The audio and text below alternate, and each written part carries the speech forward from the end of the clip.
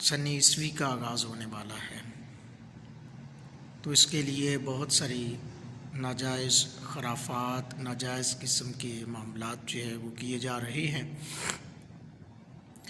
جس میں لوگ ہوٹلنگ کرتے ہیں، شراب پی جاتی ہے، آتش بازی ہوتی ہے۔ یہ تمام خرافات اسلام کے شعار کے بالکل خلاف ہیں۔ لہٰذا میں اپنے تمام نوجوانوں کو، تمام مسلمان بھائیوں کو گزارش کروں گا کہ ان خرافات سے بچیں اور اسلامی تعلیمات پہ عمل کرنے کی کوشش کریں، کیونکہ رسول اللہ صلی اللہ علیہ وآلہ وسلم کی سیرت میں ہی کامیابی ہے، رسول اللہ صلی اللہ علیہ وآلہ وسلم کے اسوہ حسنہ میں کامیابی ہے۔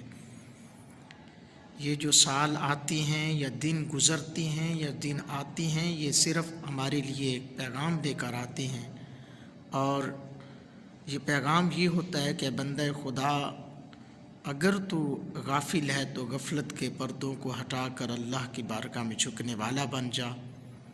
اگر تو اللہ کی بارگاہ میں جھکنے والا بن جائے گا تو یہ دن اور یہ راتیں تیرے لیے باعث برکت ہوں گی، وگرنہ قبر میں، حشر میں ان تمام معاملات کا جواب دینا ہوگا۔ خالق کائنات، مالک ارض و سما نے تجھے مجھے پیدا کیا ان خرافات کے لیے نہیں، بلکہ اللہ قرآن میں فرماتا ہے وَمَا خَلَقْتُ الْجِنَّ وَالْإِنسَ إِلَّا لِيَعْبُدُونَ۔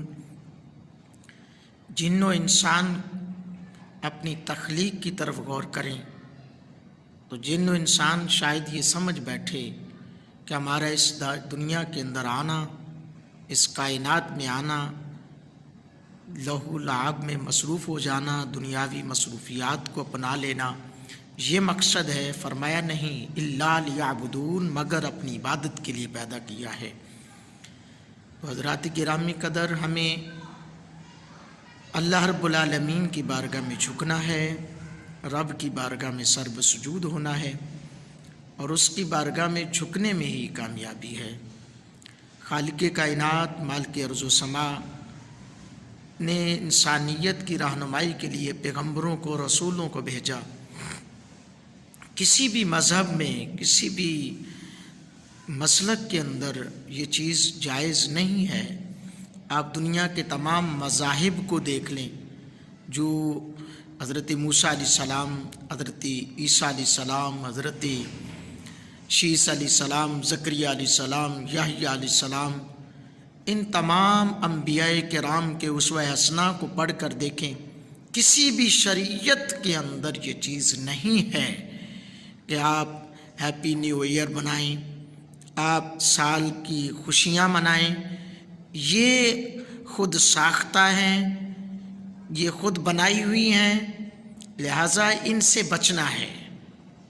اپنی قبر و آخرت کو یاد کریں، قبر و آخرت کے اندر، قبر و آخرت کا خیال کریں، مرنے سے پہلے موت کی تیاری کریں۔ پتہ نہیں ہے کس وقت موت آ جائے، کسی کو کوئی پتہ نہیں ہے، کوئی یہ نہیں کہہ سکتا کہ موت مجھے کب آنی ہے۔